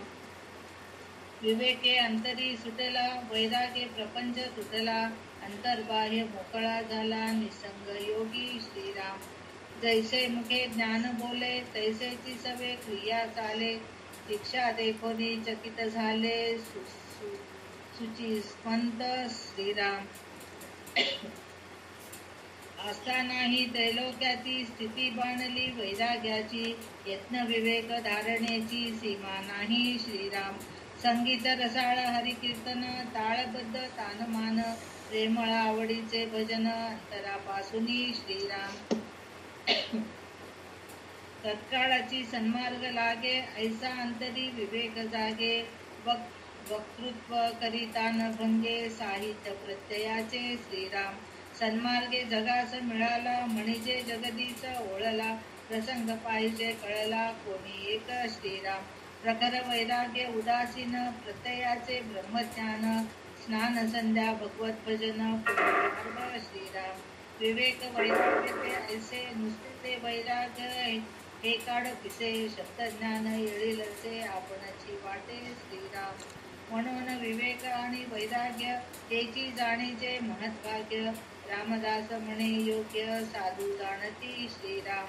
इति श्री दासबोधे गुरु शिष्य संवादे विवेक वैराग्य निरूपण नाम समास चौथा. श्रीराम समर्थ श्रीराम. तर इथे आता विवेक आणि वैराग्य म्हणून सांगितलेलं आहे. तर काही लोकांना वैराग्य प्राप्त होतं, म्हणजे आता नको मला काही नको, मला झालं सगळं माझं झालं असं म्हणून म्हणतात, पण तिथं विवेक नाहीये त्याला, तर त्याचा उपयोग नाहीये. त्याचं म्हणणं कसं आहे का आता आम्हाला काही खायचं नाही. आता सगळ्यात मोठं इंद्रिय कोणचं आहे आपलं, म्हणजे त्रास देणारे इंद्रिय जीभ आहे. त्या जिभेने आपण बोलतो आणि चव घेतो. पोट कशानेही भरतं हो, साधं पाणी पिऊन पोट भरतं, दूध पिऊन पोट भरतं, फळं खाऊन पोट भरतात. काही लोक तर वायू भक्षण करून जगतात, पानं खाऊन जगतात. आता आपल्याला जे तपस्या करणारे ऋषीमुनींच्या कथा ऐकतो आपण, चरित्र ऐकतो, तर त्याच्यामध्ये ते लिहिलेलं असतात ना. काही दिवस ते पिकलेली पाने खाऊन राहिलेत, काही दिवस नुसतं वाऱ्यामध्ये राहिलेत, काही दिवस नुसतं पाण्यावर राहिले, असं आपण सगळं ऐकलेलं असतो. तर सगळ्या कुठंही जरी आपण काही नाही खाल्लं तरी आपण जगू शकतो 7 दिवस, असंही असतं. वाऱ्यावर आपण जगू शकतो असंही असतं. पण हे जिभेचे चोचले जे आहेत ना, त्याच्यामुळे आपल्याला हे खावं वाटतं. तिखट बरोबर पाहिजे, मीठ बरोबर पाहिजे, आंबट बरोबर पाहिजे, गोड त्याच्यामध्ये प्रमाण बरोबर पाहिजे. थोडं गोड जास्त झालं तरी गुळचट झालं मी खावं वाटत नाही, आंबटच झालंय बाबा, ते जिभेला एकदम जीव करते, दाताला असं हे होतंय. असं खरट झालं तर खाताच येत नाही. तिखट खाल्लं की डोळ्यातून पाणी येत राहतं. म्हणजे हे सगळ्या गोष्टी आपल्याला आहे माहित आहे, पण ते कितपर्यंत खायला पाहिजे हे विवेकाने आपल्याला कळून घ्यायला पाहिजे. कसं करायला पाहिजे म्हणजे हे वैराग्य प्राप्त झालं आपल्याला, मला काही खायचं नाही, मला काही खायचं नाही म्हणून जर जगायचं ठरवलं तर दिवसेंदिवस आपलं शरीर अशक्त होत जातो की नाही. मग त्याच्यासाठी आपण हळूहळू त्या गोष्टीचा आपण प्रयत्न करायला पाहिजे. मला आता वैराग्य प्राप्त करायचंय, मी आजपासून काही खाणार नाही म्हणून जर म्हणलो, दररोज चांगलं ताट भरून पंचपक्वान्न खायची सवय झाली आणि दुसऱ्या दिवसापासून मी काहीच खात नाही म्हणलं तर आपलं शरीर आपल्याला साथ देतं का? नाही देत. तर हळूहळू आपण पहिले 2 पोळी खात होतो, त्याच्याऐवजी 1.5 पोळी खायला सुरू करा. 1.5 पोळी खाताना 1 पोळी, 1 पोळीची अर्धी पोळी, मग चतकोर पोळी, मग नुसतं 1 फळ खाऊन राहायचं, 1 ग्लास दूध प्यायचं किंवा 1 ग्लास ताक प्यायचं. असं करत करत जर आपण हळूहळू वैराग्य करत गेलो तर उपयोगाचं आहे, नाहीतर ते उपयोगाचं नाही. वैराग्य म्हणजे कसं वैराग्य भोगावा हे जर त्याला माहीत नाही तर ते हे होऊन जातं. आणि ते वैराग्य आल्यानंतर मग आपल्या अंगात शक्ती नसेल तर त्यावेळेस काय होतं, प्रपंचामध्ये आपण काय करतो, आदळ आपट, कष्ट, दुःख हे सगळं निर्माण होत असतं. हे त्याच्यासाठी म्हणून आपण स्वतः विवेकाने वैराग्य कसे करावे हे आपण समजून घ्यायला पाहिजे. आणि काही वेळेस काय होतं, प्रपंचात अनेक प्रकारची ओढाताण होते. ह्याच्या अगोदरच मी सांगितले ना तुम्हाला, प्रपंचामध्ये ओढाताण होते, पैशाची ओढाताण होते, शरीराची ओढाताण होते, माणसांची ओढाताण होते. या सगळ्या गोष्टींनी आपण काय करतो, नाना तऱ्हेची संकट येतात. त्याच्यानंतर काय होतं, त्या निरनिराळे कष्ट सोसावं लागतं आपल्याला. मग ते कष्ट सोसायची आपल्यामध्ये शक्ती नाहीये तर माणूस काय करतो, प्रपंच टाकून देशांतरास निघून जातो. तर ते देशांतरास निघून गेलेला माणूस काय होतो, इथं प्रपंच सोडून निघून गेला पण तिथं गेल्यानंतर त्याला जेवण घरी बसल्या ठिकाणी आपल्याला चांगलं जेवायला मिळत होतं. काही काही लोक असतात पा, नको जा मला तुझ्यासोबत राहायचं नाही, निघून जाते. आई वडील पण असतात, तरुण मुलं असतात, ते म्हणतात नाही बाबा रोज तुमचं किटकिट कंटाळा मला, सारखा अभ्यास कर म्हणून म्हणतात, मला नकोय अभ्यास करायचं नाही, मी घर सोडून निघून जातो. अरे तू घरी राहिलं तर बसल्या ठिकाणी छान 2 वेळेस जेवण मिळत होतं, अंगभर वस्त्र मिळत होतं, सगळं काही मिळत होतं. अजून एक गोष्ट पण आहे, मुख्य म्हणजे एक गोष्ट असं असतं की आई वडिलांबरोबर मुलगा आणि सून राहतात तर आई वडिलांजवळ तेवढे पैसे राहत नाहीत बिचारांचे. काही काही आई वडिलांजवळ पैसे राहत नाहीत, कष्ट करून सगळं करत असतात. तर त्या घरामध्ये ते काय करतात, थोडंसंच तूप आणतात, त्याच्यामधले 1 चमचा तूप घ्या तुम्ही, मग थोडंसंच गोड काहीतरी आणलं तर त्या एका पेड्यामध्ये 4 जणी वाटून खाऊत आपण. 1 आंबा आणलं त्याचे 4 फोड्या करून आपण सगळेजणी खाऊ, असं सगळं करत असतात. तर त्या मुलाला आणि सुनेला काय वाटतं, आमचे आई वडील कंजूस आहेत, हे घर सोडून आपण निघून जाऊ, हे नको, ह्यांच्या सोबत राहणं नको, आपलं आपण चांगलं राहू म्हणून असं घर सोडून ते निघून जातात. घर सोडून निघून गेल्यानंतर काय होतं, जेव्हा त्यांनी प्रत्यक्षामध्ये स्वतःचं घर घेऊन जेव्हा राहतात की नाही तेव्हा त्यांच्या स्वतःच्या कमाईचे पैसे तिथं खर्च करावं लागतं. पहिले आई वडिलांबरोबर राहताना काय होत होतं, थोडं पैसे दिले मोकळं, आई वडील जे दिले ते खाऊन घेऊन राहू शकत होते. पण जेव्हा स्वतःचं घर करतात की नाही, मग सकाळी उठल्यापासून पेपरवाला, दूधवाला, भाजीवाला, हे सगळ्या गोष्टीकडे आपल्याला लक्ष द्यावं लागतं. तर इथं काय वाटतं, आपण खूप शहाणे, इथं मी एक उदाहरण म्हणून सांगते, इथं वैराग्याचं त्याचं काही संबंध नाहीये, पण एक असं म्हणजे ह्याच गोष्टींनी वैराग्य पण असं होतं की मला काहीच नको, मला यांच्या संसारात राहायचंच नाही म्हणून आपण घराच्या बाहेर निघून जातो. तिथं घरी असल्या ठिकाणी बायको कष्ट करून, नवरा जर देशोधाडीस निघून गेला तर बायको बिचारी 4 लोकांच्या घरी जाऊन स्वयंपाक करून येते. येताना त्यांनी काहीतरी घेऊन आणून दिलेलं असतं, जाऊ दे माझा नवरा कमवत नाही, त्याला होत नाहीये, त्याच्यातलंच थोडं काढून नवऱ्याला देते, तुम्ही पहिले पोटभर खा नंतर मी खाते, असं म्हणणारी बायको असते. आणि काही ठिकाणी अशा असतात, नवरा चांगलं कमवून आणून देतो, बायकोला सगळं करतो, पण बायकोला मस्ती असते, ती म्हणते ह्यांचं सगळं कष्टच करत बसू काय, चला मी माहेरी निघून जाते, म्हणून ती माहेरी निघून जाते. माहेरी निघून गेल्यानंतर तिथं माहेरी 4 दिवस कौतुक करतात, आई वडील भाऊ बहीण सगळे कौतुक करतात, बहीण आली म्हणून, मुलगी आली म्हणून कौतुक करतात. मग 5-6व्या दिवशी काय ग नुसतं बसून खातीस काय, चल थोडे भांडे धुवायला मदत कर, कपडे धुवायला मदत कर, चल थोडे हे काय काय कामं कर. कोणाच्या घरी कोणालाही सुखाने. म्हणजे काय, धड तुम्ही संसार केला नाही, संसाराला कंटाळून तुम्ही देशोद्धाडीस निघून गेलात. देशोद्धाडीस निघून गेलात म्हणजे घर सोडून निघून गेलात. तर त्याचा उपयोग काय, तर विवेक वापरा. संसार सोडून जायचं नाही, आहे त्या संसारामध्ये मी नीट कसं राहायला पाहिजे, ह्या गोष्टी आपल्याला कळायला पाहिजे. इथं विवेक वापरायला पाहिजे. आणि एखादा बरा झालेला रोगी ज्याप्रमाणे रोगाच्या तावड्यातून सुटतो, त्याचप्रमाणे प्रपंचाला त्रासून देशांतराला गेलेला माणूस काळजी, दुःख आणि पराधीनता यापासून सुटतो म्हणून म्हणतायत ते. म्हणजे रोग कमी झालं म्हणून डॉक्टर सांगतात आता तुमचं सगळं रोग बरं झालं म्हणून धड धड धड काही खायला सुरू केला, तो मनाचा वेड्यासारखं वागायला सुरू केला, तर त्याची हालत काय होते, पुन्हा त्याला ते रोग यायचे चान्सेस असतात. आता आपल्याला सर्दी खूप झालेली आहे, तर आपण काय करतो, थंड काही खात नाहीत, थंडावर राहत नाहीत, पंख्याखाली झोपत नाहीत, उन्हाळा असला तरी थंड पाण्याने आंघोळ करत नाहीत. पण एकदा सर्दी कमी झाली की लगेच पुन्हा आहे उन्हाळा आहे ना, आईस्क्रीम खाऊन घेऊया, आपण फ्रीजमधलं पाणी पिऊया, काय थंड पाण्याने आंघोळ करूया, असं म्हणून जर आपण विचार करू लागलो तर पुन्हा आपल्याला सर्दी यायला सुरुवात होते. तर त्याचप्रमाणे जे प्रपंचाला सोडून निघून जातो त्याला पुन्हा जिथं जातो, जर तुम्ही संन्यासी व्हावं म्हणून जर आश्रमामध्ये गेलात तर तिथं गेल्यानंतर तुम्हाला काय बसून खाऊ घालतात काय, पहिले तुम्हाला तिथं सगळं कामं करावं लागतात. अरे चला आश्रम सगळं झाडून घे, पुसून घे, धूळ झटकून घे, झाडाला पाणी घाल, सामान आणून घे, ते वजन इकडलं तिकडं उचलून ठेव, ते पिशव्या आलेत, तांदूळाचे पिशव्या आलेत, लोक दान दिलेले आहेत, ते सगळं जाऊन कोठी खोलीमध्ये ठेव, हे सगळं काम सांगतात. तर आपल्याला असं वाटतं की मी संन्यासी झालो की मला काही काम नाही. अरे संन्यासी होणं तर एक खूप मोठ्या योगी होणं म्हणजे ह्या सगळ्या गोष्टीतून निघून त्यांना ती पद मिळते. म्हणजे त्यांना ते काही करायची गरज राहत नाही, त्यांच्या निगराणीखाली सगळे काम होत असतात. तर काही लोकांचं असं मूर्खपणा असतं की आपण संसार टाकून देऊन संन्यासी झालो तर आपल्याला पण असंच पद मिळतं. असं कधी होत नाही. कुठंही गेलं तर आपल्याला कष्ट करावंच लागतं, प्रपंच करावंच लागतो. इथं संसाराचं प्रपंच असतो, संन्यास आश्रमामध्ये गेल्यानंतर संन्यासाचं आश्रमाचं प्रपंच असतं. आश्रमामध्ये असलेल्या लोकांना सांभाळून घ्यावं लागतं, त्यांचे मन राखून ठेवावं लागतं, हे सगळ्या गोष्टी करावं लागतं. तर इथे विवेक वापरायला पाहिजे असं म्हणून पुन्हा प्रत्येक वेळेस तेच सांगतायत आपल्याला. आणि इथं जर वैराग्याचं जर पाया आपल्याजवळ नसलं तर त्यांनी एक उदाहरण दिलेलं आहे. एखाद्या कुत्र्यासारखी आपली अवस्था होती म्हणे.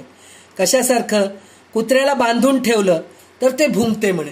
तसं आपण आपल्या इंद्रियांना खूप बांधून ठेवायचा खूप प्रयत्न करतो, पण छडफड होत राहते आपल्याला. आज आपल्याला चांगलं झोपायला मिळालं नाही तर चिडचिड होतं, चांगलं खायला मिळालं नाही चिडचिड होतं. तर हळूहळू कमी करायला पाहिजे, नाहीतर आपण सुद्धा कुत्र्यासारखंच असतो. म्हणजे इंद्रियांना बांधून ठेवायचा प्रयत्न करतोय पण ते बांधलं गेलं तर कुत्रं भुंकल्यासारखं आपली पण परिस्थिती तीच होते.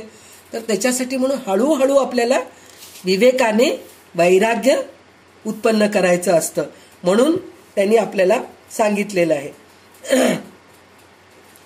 आणि जसं बोलतो तसं चालतो म्हणून सांगितलेलं आहे आपल्याला. इथं कसं सांगितलेलं आहे, जसं बोलतो तशी चालतो म्हणून म्हणलं तर जैसे मुखे ज्ञान बोलिते तैसेची सर्वे क्रिया चाले, दीक्षा देखोनी चकित झाले सुचिस्मंत म्हणून सांगितलेलं आहे. म्हणजे मी सांगते एक तुम्हाला सगळ्यांना हे करू नका ते करू नका, पण मी मात्र ते सगळं करत राहते. तसं होईल का, तसं होणार नाही. मी जे सांगते तसं जर मी करू लागले तर त्याचं सुचिस्मंत होतो आपण. म्हणजे आपलं चांगलं आपण सांगितलेले समोरचे ऐकायला लागतात. ह्याच्याबद्दल आपण कितीतरी संतांची गोष्टी ऐकलेल्या आहेत. तर त्याच्यामध्ये हे उदाहरण प्रत्येक जण सांगतं की एक आई येते मुलाला घेऊन, माझा मुलगा गोड खूप खातोय, त्याला तुम्ही सांगा ते गोड खाल्ल्यामुळे पोटात जंत होत आहेत, शुगर व्हायची भीती वाटतीये असं म्हणून ती म्हणती. दुसरं काहीच खात नाहीये, मग शरीरामध्ये अशक्तपणा वाढते नुसतं गोड खाल्ल्यामुळे. तर तुम्ही थोडं त्याला समजून सांगा. म्हणून जर एखाद्या संतांकडे जाऊन जर म्हणलं तर संत म्हणतात की 4 दिवसानंतर ये, 8 दिवसानंतर ये, 10 दिवसानंतर ये असं म्हणतात. मग सगळं झाल्यानंतर मग 1 महिन्यानंतर ते म्हणतात आता घेऊन या तुझ्या मुलाला घेऊन ये, मी सांगतो म्हणून म्हणतात. मग त्या मुलाला सांगतात. मग तो मुलगा त्याप्रमाणे वागायला सुरू करतो. तर ते कारण काय? कारण स्वतःच जास्त गोड खात असतात संत सुद्धा. काही लोकांना असते सवय, संत म्हणून झाले म्हणून खाण्यापिण्यावरची आशा सुटली असं नसतं. पण काही लोकांना खाण्यापिण्याची इच्छा असती. म्हणजे असं नसतं की त्याच्यावरच वेड्यासारखं ताव मारून राहतात असं काही नसतं. पण गोड खाण्याचे, पण ज्यावेळेस मी स्वतः गोड खात नाही तर समोरच्या माणसाला गोड खाऊ नको हे सांगायचा आपल्याला अधिकार असतं. तर त्याच्यासाठी म्हणून जैसे बोले तैसे चाले, त्याची वंदावे पाऊले. म्हणजे आपण दुसऱ्या सांगे ब्रह्मज्ञान, स्वतः कोरडे पाषाण. आपल्यामध्ये काहीच नाहीये पण आपण लोकांना मात्र ब्रह्मज्ञान सांगत राहतो. हे विवेकी माणसांचं, वैरागी माणसाचं लक्षणं नाहीयेत म्हणून आपल्याला सांगितलेले आहेत इथं. आणि कशाचीही आस नसलेले जळजळीत वैराग्य असायला पाहिजे. म्हणजे कुठल्याच गोष्टीची आशा राहू नये. आस म्हणजे आशा राहू नये म्हणून सांगितलेले आहेत. आणि तसला माणूस कसा असतो म्हणजे संत. म्हणजे इथं आता आपल्याला भक्त निरूपण झाल्यानंतर विवेक वैराग्य आलं ना, तर ह्याच्यामध्ये भक्त कसा असतो हे त्यांनी सांगायला लागलेत. म्हणजे तो तालबद्ध असतो, तानयुक्त असतो. म्हणजे तालबद्ध असतो म्हणजे व्यवस्थित, म्हणजे गाण्याच्या बद्दल म्हणूनच नाही, तालबद्ध म्हणजे बोलण्यामध्ये पण त्याचं गोडवा असतं. तो बोलू लागला ना तर 4 लोकांना ऐकावं वाटतं. नाहीतर काय बोलतोय बाय, कंटाळलेला तेच सांगत राहतो, त्याच्याजवळ जाऊ नये असं वाटतं. पण काही लोक बोलू लागलं तर, उपदेश देऊ लागलं तरी ऐकावं वाटतं. अरे खरंच किती छान सांगितले नाही, आज त्यांनी सांगितल्यासारखं आपण करून बघूया बरं का, असं वाटतं आपल्याला. म्हणजे तो तालबद्ध असतो, तानयुक्त असतो. म्हणजे गाण्याच्या बद्दल सांगितलंय. संगीत प्रधान असतो. असे हरिकीर्तन तो करतो. म्हणजे प्रवचन करतो, कीर्तन करतो. तो बोलू लागला तर असं आपल्याला वाटतं की ऐकावं, परत त्याचं कीर्तन ऐकायला जावं असं आपल्याला वाटतं, परत त्याची प्रवचन ऐकावं. कितीदा जरी ऐकलो आपण तरी पुन्हा पुन्हा ऐकावं वाटतं आपल्याला. त्याचं कारण काय? तो तसा वागतो म्हणून तो बोललेला आपल्याला ऐकावं वाटतं. म्हणून पहिले आपण शहाणे व्हावं, मग समोरच्याला शहाणे करायचं प्रयत्न करावं. असा प्रबल विवेक त्याच्या अंतर्यामी प्रदीप्त असतो. तो बोलत असताना त्याचे बोलणे स्वानुभवाच्या साहित्यास कधीही विरोध करत नाही. म्हणजे तो बोलतो ते सगळं खरंच बोलतो आणि चांगलंच बोलतो. आणि ज्या चांगल्या चांगल्या ग्रंथांमध्ये लिहिलेलं आहे ते सांगतो, आपल्या मनाने काही सांगत नाही. तुम्ही प्रत्येक संतांचे जे प्रवचन ऐकतात तर शेवटी सांगताना ते काय सांगतात? जे काही चांगलं सांगितलं ते भगवंताच्या कृपेने, आणि जे काही कमी सांगितलं गेलं, काही चुकीचं झालं ते माझ्या अभ्यासाच्यामुळे झालेलं आहे, हे एक गोष्ट म्हणतात. आणि दुसरी गोष्ट काय म्हणतात? हे माझ्या पदरातलं, माझ्या जोळीतून मी काढून सांगत नाहीये, त्या ग्रंथात लिहिलेलं आहे. पुरावा देतात ते. म्हणजे काय? मनाला आलेले ते सांगत नाहीत. जे खरं आहे, जे उपनिषदांमध्ये आहे, जे ग्रंथांमध्ये आहे, जे वेदामध्ये आहे, जे रामायणामध्ये आहे, जे भागवतामध्ये आहे, जे 18 पुराणांमध्ये आहे तेच सांगतात. त्याच्या व्यतिरिक्त काहीच सांगत नाहीत. आता आपल्याला पहा कितीतरी ग्रंथ आहेत, ज्ञानेश्वरी आहे, दासबोध आहे, भागवत आहे, असे किती. हे तर भागवत वगैरे, रामायण वगैरे हे मोठ्या मोठ्या ऋषीमुनींनी लिहिलेले. पण हे दासबोध ग्रंथ वगैरे हे आत्ता 400-500 वर्षापूर्वीचे संत लिहून गेलेले आहेत. तर त्यांनी सुद्धा इतकं चांगलं सुंदर लिहिलेलं आहे. म्हणजे ते ह्या मोठ्या मोठ्या ग्रंथांचं, वेदांचं, उपनिषदांचं हे घेऊनच हे सगळे ग्रंथ लिहिलेले आहेत. म्हणून ते आपल्याला परत परत वाचावं वाटतं आणि परत परत ऐकावं वाटतं. म्हणून सन्मार्गाने जाण्यामध्ये लोकसमुदाय त्याला अनुसरून वागू लागतो म्हणून सांगतात. म्हणजे जर तो सन्मार्गाच्या दिशेने जातो, म्हणजे सरळ रस्त्याने जातो म्हणजे आपल्याला तर वळणाचा रस्ता दिसू लागलाय, ते जाणारा माणूस चुकीचा असं नाही. सरळ मार्ग, सन्मार्ग म्हणून म्हणलं तर चांगल्या मार्गाने, चांगलं कर्म करत, चांगल्या बोलत, सगळ्यांशी चांगलं वागत जर तो जाऊ लागला तर त्याला लोकसमुदाय जास्त होतो. म्हणजे तो येऊ लागला म्हणलं की 4 लोक येतात पहा, ते यायला लागलेत. म्हणून म्हणलं की मग सगळे 4 लोक जमतात, मग छान त्यांच्याशी गप्पा गोष्टी होतात. आता आपल्या नातेवाईकांमध्ये सुद्धा एखादे मामा खूप छान असतात, ते खूप छान बोलत असतात. तर त्यांना आपण आपल्या नातेवाईकांना सांगितलं, अहो ते विवेक मामा येणार आहेत हो, येतात का भेटा? अरे नक्की येतो, वेळ काढून नक्की येतो. मग ते विवेक मामा आलं की सगळेजणी बसतात, गप्पे मारतात. कारण काय, तो इतका चांगला असतो. तो लोकांना बोलत असताना छान बोलतो, क्षमा करायची त्याची वृत्ती असती, तो चांगला वागतो, सन्मार्गाने जातो आणि दुसऱ्यांना सन्मार्ग दाखवतो. म्हणून त्याचं बोलणं आपल्याला ऐकावं वाटतं. आणि त्याच्या अवतीभोवतीच लोकसमुदाय असतात, त्याच्यावर ईश्वराची कृपा झाली असे ओळखावे. हे जरी खरे तरी प्रसंग कोणता हे जाणता आलं पाहिजे.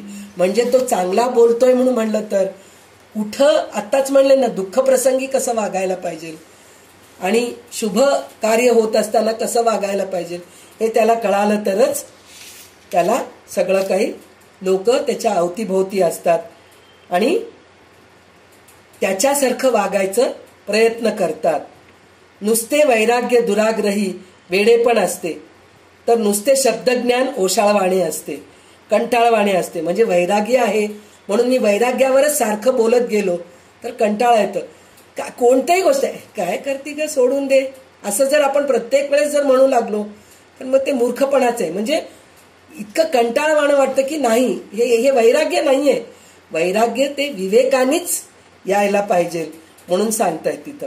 म्हणून विवेक आणि वैराग्य याचा संगम होणे हेच अति थोर भाग्य समजावे. म्हणजे विवेकानेच वैराग्य करायला पाहिजे. रामदास स्वामी म्हणतात की जे खरे साधू असतात त्यांना हे बरोबर समजते म्हणून सांगितलेलं आहे. म्हणजे खरे जे वैरागी आहेत ते विवेक वापरूनच वैराग्य केलेले असतात, तर तेच खरे साधू आहेत असं रामदास स्वामी आपल्याला सांगितलेलं आहे. तर आता इथे आपण चौथा समास विवेक आणि वैराग्य हे केलेलं आहे, कळून घेतलेलं आहे. तर आता आपल्याला आत्मनिवेदन काय आहे हे आपल्याला कळून घ्यायचं आहे. तर आता हे 5वा समास जो आहे आत्मनिवेदनचा आहे. वाचायला सुरू कर. 5वा आत्मनिवेदन. श्रीराम समर्थ. श्रीराम रेखेचे गुंडाळे केले, मातृकाक्षरी शब्द झाले, शब्द मिळवून चाले, श्लोक गद्य प्रबंध. श्रीराम वेदशास्त्रे पुराणे, नाना काव्ये निरूपणे, ग्रंथभेद अनुवादने, किती म्हणोनी. श्रीराम नाना ऋषी नाना मते, पाहो जाता असंख्याते, भाषा लिपी जेथे तेथे काय उणे. श्रीराम वर्ग रुचा श्रुती स्मृती, अधे स्वर्ग स्तबक जाती, प्रसंगमाने समास पोती, बहुधा नामे. श्रीराम नाना पदे नाना श्लोक, नाना वीर नाना खडक, नाना साख्या दोहडे अनेक, नामाभिधाने. श्रीराम डफ गाणे, माची गाणे, दडी गाणे, कथा गाणे, नाना माने, नाना जसने, नाना खेळ. श्रीराम ध्वनी घोष नादरेखा, बहुवाचा मध्ये देखा, वाचा रूपे ही ऐका, नाना भेद. श्रीराम उन्मेष परा ध्वनी पश्यंती, नाद मध्यमा शब्द चौथी, वैखरी पासोनी उमटती, नाना शब्द रत्ने. श्रीराम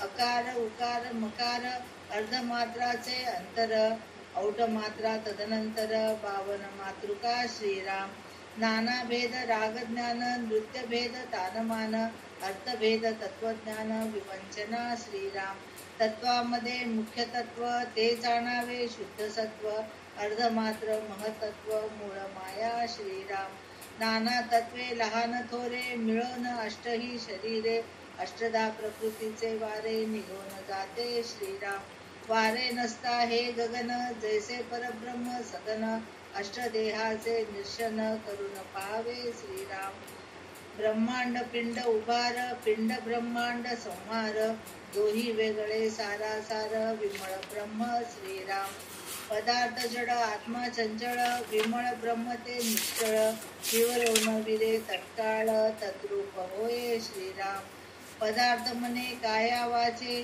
मी हा अवघाची देवाचा, जड आत्मनिवेदनाचा विचारक ऐसा. श्रीराम चंचळ करता तो जगदीश, प्राणी मात्र त्याचा अंश, त्याचा तोची आपणास ठाव नाही श्रीराम. चंचल आत्मा निवेदन याचे सांगितले लक्षण, करता देव तो आपण कोठेची नाही श्रीराम. चंचल चळे स्वप्नाकार, निश्चळ देव तो निराकार, आत्मनिवेदनाचा प्रकार जाणीजे ऐसा श्रीराम. ठावची नाही चंचळाचा तेथे आधी आपण कैसा, निश्चळ आत्मनिवेदनाचा विवेक ऐसा श्रीराम. तिही प्रकारे आपण नाही नाही दुसरेपण, आपण नसता मी पण नाहीच कोठे श्रीराम. पाहता पाहता अनुमानले, कळता कळता कळो आले, पाहता अवघेची निवांत झाले, बोलणे आता श्रीराम. इति श्री दासबोधे गुरु शिष्य संवादे आत्मनिवेदन नाम समास 5वा. श्रीराम समर्थ श्रीराम. तर इथं आत्मनिवेदन म्हणून सांगितलेलं आहे. तर हे आत्मनिवेदन काय आहे हे आपल्याला कळून घ्यायचं आहे. तर त्याच्यामध्ये त्यांनी आपल्याला ह्या गोष्टी पण सांगितलेल्या आहेत की वेद कसे आहेत, उपनिषद काय आहेत, परा पश्यंती मध्यमा वैखरी हे काय आहे, हे सगळं आपल्याला या सगळ्या गोष्टीमध्ये, म्हणजे ह्या सगळ्या गोष्टी कळाल्यानंतरच आत्मनिवेदन होते. म्हणून आपल्याला पहिले हे काय आहे थोडक्यामध्ये आपण समजून घेऊया. तर त्याच्यामध्ये त्यांनी काय सांगितलेले आहेत, तर सगळ्यात पहिले काय सांगितलेत, रेषा वाकड्या तिकड्या काढल्या म्हणजे अक्षरे होतात. म्हणजे तुम्ही बघा, अक्षर कोणतेही अक्षर बघा वेडवाकडच असतं की नाही. अ लिहायचं तर गोल गोल करून असं करतो, असं अर्ध गोल करतो, 2 काढतो, पुन्हा आडवी रेष काढतो, पुन्हा उभी रेष काढतो. म्हणजे ह्याच्यामध्ये किती प्रकारचे रेषा झालेत पहा. आडवी झाली, उभी झाली, पुन्हा ते म्हणतात ना slanting line, sleeping line, standing line, हे आपल्याला आजकाल इंग्लिशमध्ये हे शिकवत आहेत.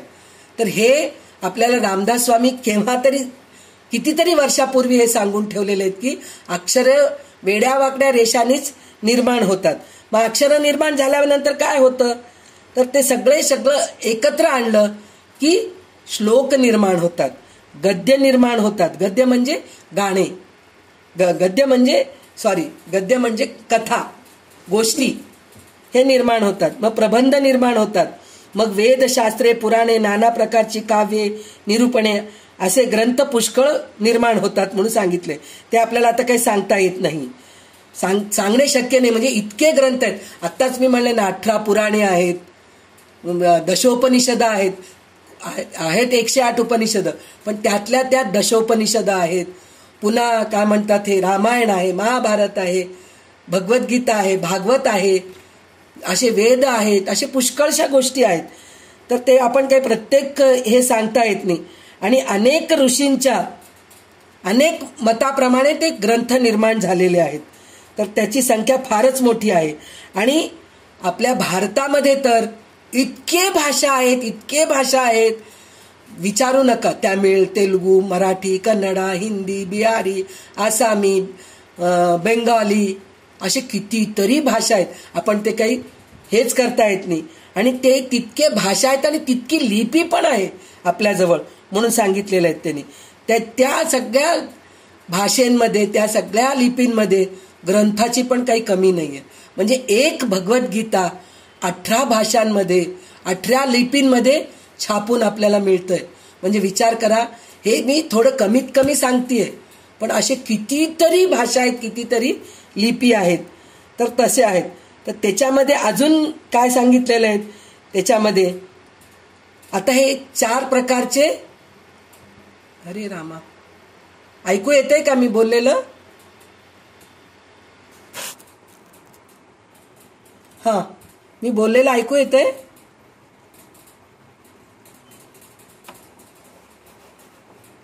हॅलो,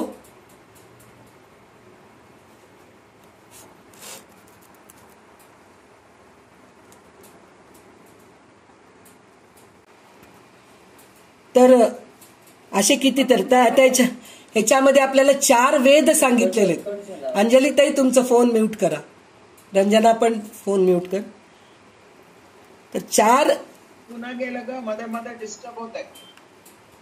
कल्याण करी राम राया, राम राया कल्याण करी राम राया, जनहित विवरी जनहित विवरी कल्याण करी राम राया कल्याण करी राम राया तळमळ होतची आहे हे जन हाती धरी दयाळा कल्याण करी राम राया कल्याण करी राम राया अपराधी जन सुखतची गेले तूच सावरी दयाळा कल्याण करी राम राया कल्याण करी राम राया कठीणच त्यावरी कठीणच झाले आता न दिसे उरी दयाळा कल्याण करी राम राया कोठे जावे काय करावे आरंभिली बोहरी दयाळा कल्याण करी राम राया कल्याण करी राम राया आम्ही केले पावलो दयेची नाही सरी दयाळा कल्याण करी राम राया कल्याण करी राम राया जनहित विवरी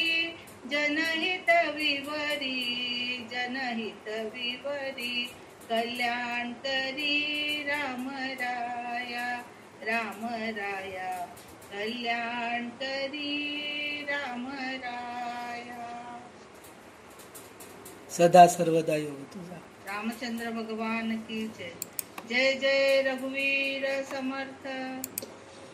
सदा सर्वदा योग तुझा घडावा तुझे कारणी देह माझा पडावा उपेक्षू नको गुणवंता अनंता रघुनायका मागणे हेची आता उपासनेला दृढ चालवावे देह संताची सदा नमावे सत्कर्मयोगे वय घालवावे सर्वामुखी मंगल बोलवावे.